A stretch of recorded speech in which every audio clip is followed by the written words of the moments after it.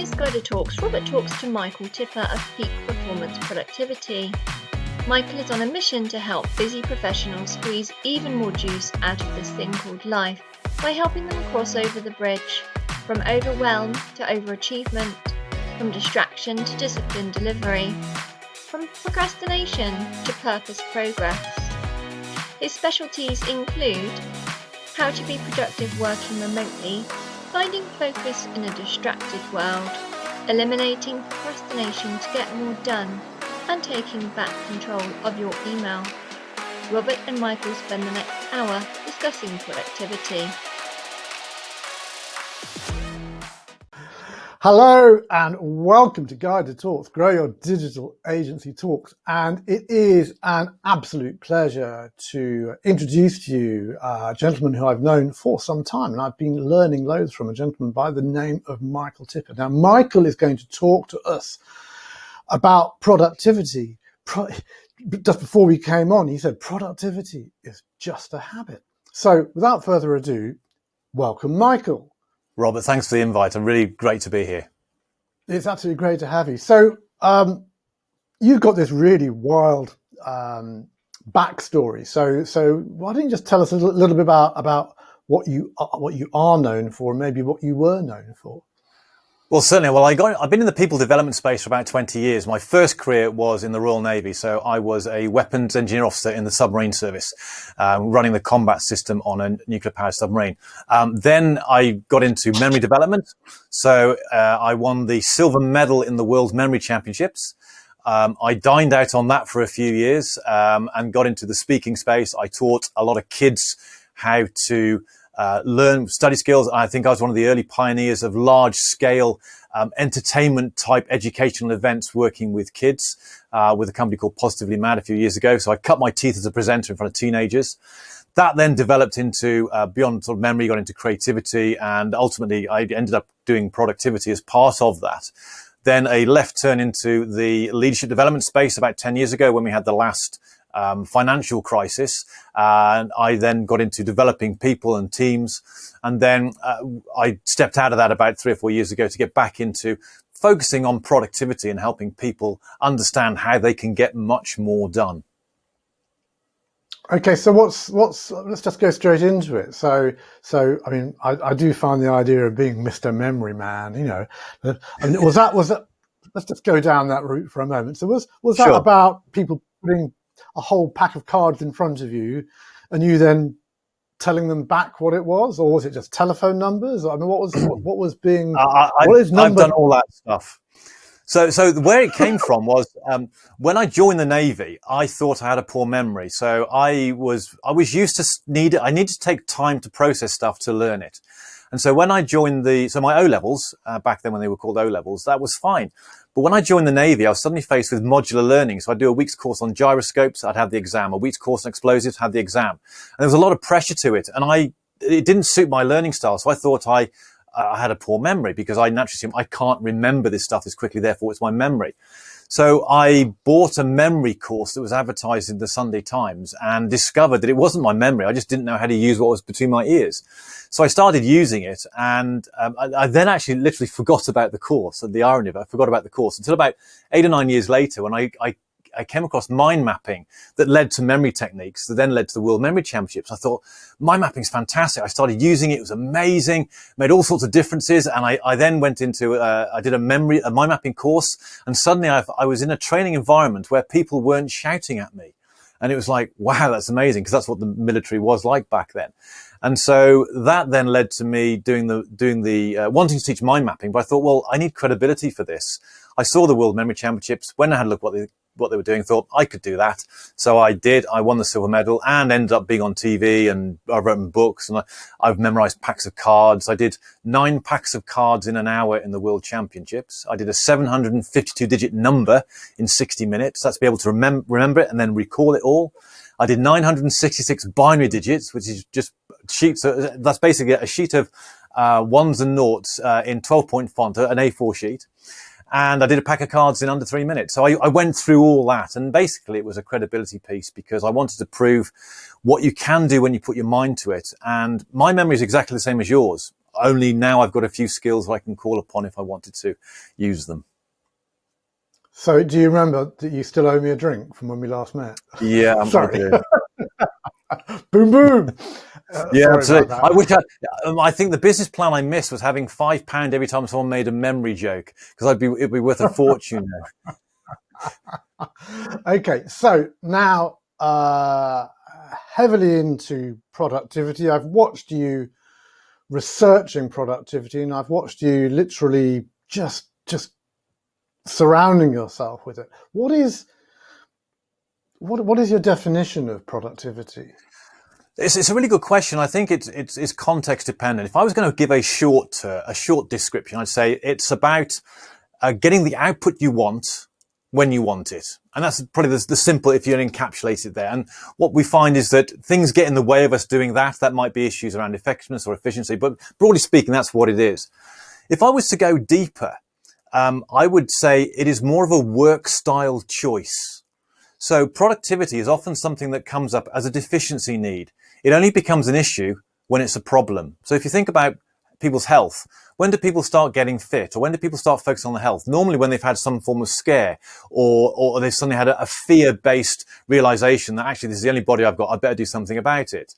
And so you've got this sort of almost a fear-based approach to it. So I define it as, whereas in health you'd say you'd make lifestyle choices about what you drink, what you eat, when you go to bed, and all that sort of stuff. I believe productivity is a holistic work style choice. And I've got this, I've been trying to think, how do I encapsulate this? Because there's all sorts of various ways of looking at it. And I've come up with this pyramid of productivity where there are 4 levels. At the bottom, you have the level of energy. This is about the ability to do things. This is about your spiritual energy, your physical, your mental, your emotional energy. This is just having the fuel to be able to get out of bed and be able to apply yourself to the stuff you've got to do, the ability to do things. The next level is about the level of efficiency. So this is about being able to do things quickly. So why do it in 2 hours when it can take 1 hour? So this is about doing things right. Then above that, you've got the level of effectiveness. And this is about goal setting and planning. And this is about doing the right things. And then on top of that, you've got what I call the elite level. And this is about doing extraordinary things. This is about mastery of your craft. And this is about leadership. And so within that pyramid, there are various ways of looking at productivity, various things that you can do, and all the techniques that you can apply fall within that pyramid. And it depends on where you want to be in terms of what the output is that you want. So if you want to operate at the elite level, so for example, I was ranked number 2 in the world in competition memory when I won the silver medal. Now, to get to that point, I had to be in great physical shape. My energy had to be good. I had to be doing the training in an efficient way. I had to be doing the right training. So I had to be doing goal setting. And then I had to practice until I became that good. Now, at the other end of the spectrum, you might just be someone working an administrative role, and you just want to get the paperwork done in a way that you can go home on time without getting stressed out. You've still got to be in really good shape, and then might be doing things in an efficient way.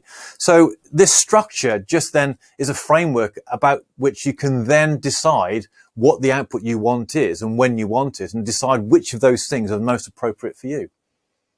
So I have to confess, in kind of preparation for this interview, I took on doing a presentation about giving people back time, which is, I guess, a definition of productivity for owner directors, and talking about morning rituals. So I had this big deck, okay, and because I'm obsessed with the 80-20 rule, I decided publicly to say, here you go, here are the 50 slides. I'm now 80-20ing those slides. So now these are the remaining 20, which I then 80-20'd. So I ended up with one slide. I then took that one slide and I 80-20'd it till I ended up with 2 bullet points. And I then 80-20'd them and I ended up with one word. And that word was energy. Energy, yeah. With energy, because it's a flip round, because what I was saying, but you're 100% confirming it, is kind of the bedrock for all of this stuff is energy. If you haven't got the energy, if you haven't got the enthusiasm, the excitement to actually make it happen, if you aren't fit and healthy, I guess in terms of those sort of the Stephen Covey sense, you can't do any of the rest of it. Right. Energy So is so we have our important. pyramid. Yeah, but just extending your point a little bit, if you think about the brain's functionality, the brain primarily, I mean, it does a lot of stuff, but it has two primary functions.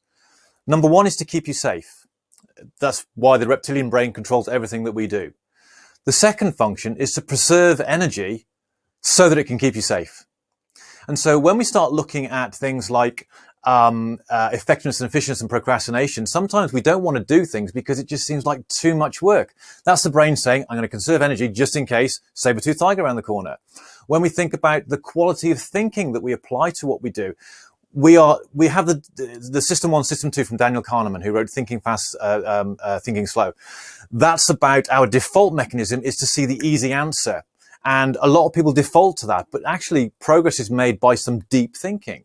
And we avoid doing that. And often a lot of the problems that we have in terms of stuff getting done, the right output when we want it, is the fact that we don't dig deep enough because we're trying to conserve our energy. And until we're aware of that, until we actually start making conscious choices about what energy investments are we willing to make because we can start to see the long-term benefits from that, then we're just going to be at the beck and call of our natural tendencies to minimize energy so that we can stay safe.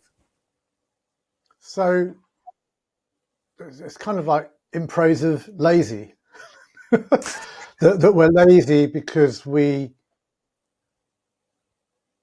don't want to do the hard work for fear that we haven't got enough energy left for something more important. Is that kind of the argument there? That's one side of it. That's definitely one side of it. But there's another side to it. They're symbiotic, and that's the reward mechanism we get for achievement. So dopamine is the most addictive drug that known to mankind. And it's there for a reason. It's there to reward us. So for example, when we eat, we get a hit of dopamine. So back in the day when we're out on the savannah, we eat, we feel good. We'll do that again. And that means that we survive because we take in the nutrients. And so little things like progress towards goals. So as I'm wandering through the grasslands 200,000 years ago towards the apple tree that I know is going to give me apple, every time I get close to it, I get a hit of dopamine. I feel good. The anticipation. And so what that happens, we've got that. But I don't want to spend too much energy because I don't want to, in case something. So we've got this sort of like push-pull relationship. So today what we are designed to, because our default mechanism is the easy stuff, we do the easy stuff. It feels good. We get that feels good. Therefore, it feels right. Therefore, it must be the best thing to do.